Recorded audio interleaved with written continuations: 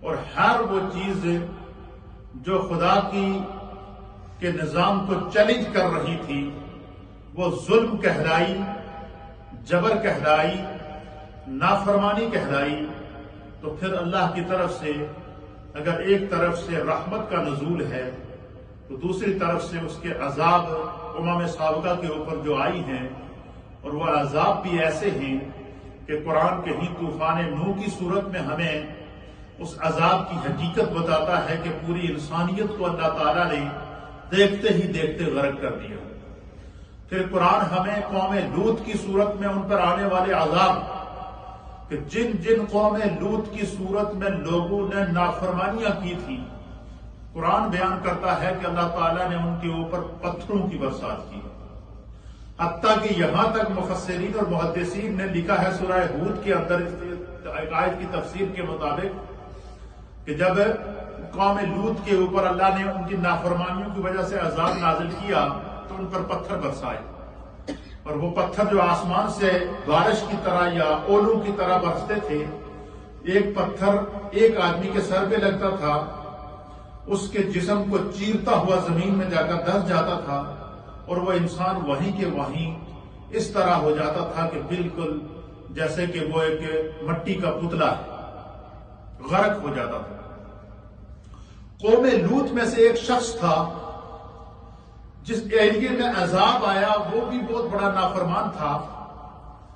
لیکن وہ جب جس ایریے میں عذاب آیا اس ایریے میں وہ نہیں تھا، بلکہ ان دنوں میں وہ خانہ کعبہ میں تھا، حرمین میں، حرم پاک میں آیا ہوا تھا۔ حرم پاک میں وہ شخص آیا ہوا تھا اور پیچھے قوم لوط پر عذاب آ گیا، اور قوم لوط کا وہ شخص بھی سخت ترین شقی القلب تھا،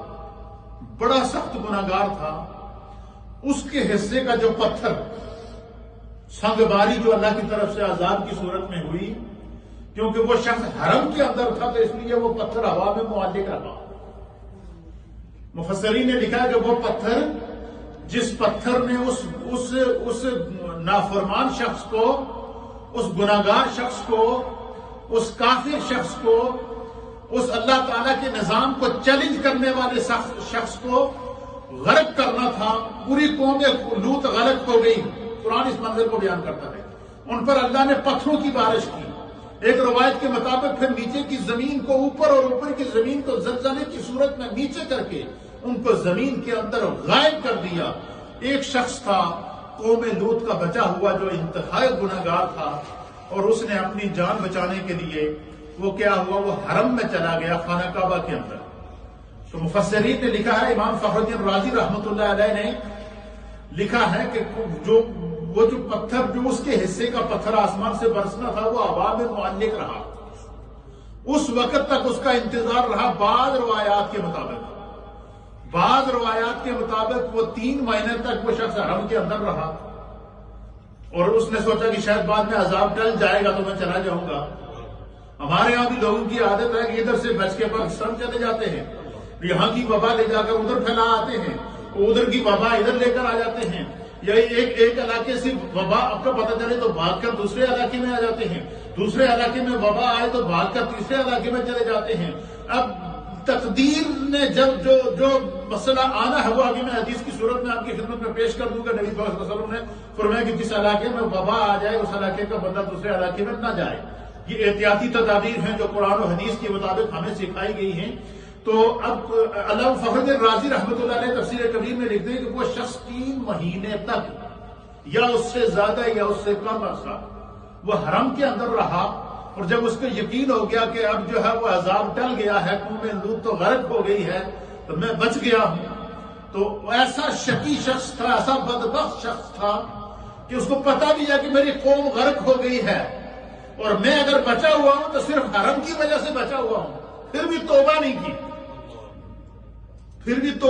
کی، اللہ کی طرف رجوع نہیں کیا، استغفار نہ کیا، وہ پھر بھی وہی خانہ کعبہ کی حدود حرم کے اندر رہا، لیکن توبہ نہیں کی، اور اپنے اس جو بد عادت تھی، بری عادت تھی، اور جس گناہ کی وجہ سے خدا نے وہاں عذاب نازل کیا تھا، اس گناہ کی وجہ سے وہ باز نہ آیا، تو پھر جب وہ اس کو یقین ہو گیا کہ اب جو ہے وہ قوم لوط تو غرق ہو گئی ہے، عذاب تو ٹل چکا ہے، اب میں بچ جاؤں گا، تو وہ پھر کیا ہوا، اس نے کیا کیا، وہ بڑی خوشی نکلا حرم سے کہ میں جاؤں گا اور جب دوسروں کی زمین ہے ان کے اوپر بھی قبضہ کروں گا۔ ہمارے یہاں یہ بھی ہوتا ہے نا کہ بس موقع کی تلاش کے دوسروں کی جو زمینیں ہیں ان پہ بھی جا کے قبضہ کروں گا۔ وہ اس وقت تک وہ پتھر اس کے اوپر لہراتا رہا جب تک وہ حدود حرم میں رہا۔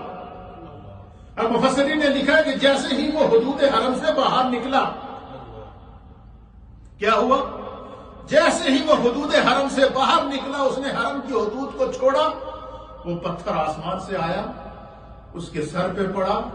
اس کے جسم کو چیرتا ہوا زمین کے اندر چلا گیا۔ یہ وہ اللہ کی طرف سے قوم لوط کے اوپر وہ اللہ کی طرف سے عذاب تھا پتھروں کا، جو آج کے دور کے اندر اسی سے لوگوں نے میزائل کے تجربے کیے کہ اوپر سے اگر وار ہو تو وہ ٹارگٹ کے اوپر ہٹ کیسے ہوتی ہے۔ تو یہ اللہ کی طرف سے وہ میزائل تھے جو ایک تو قوم لوط کے اوپر برسے،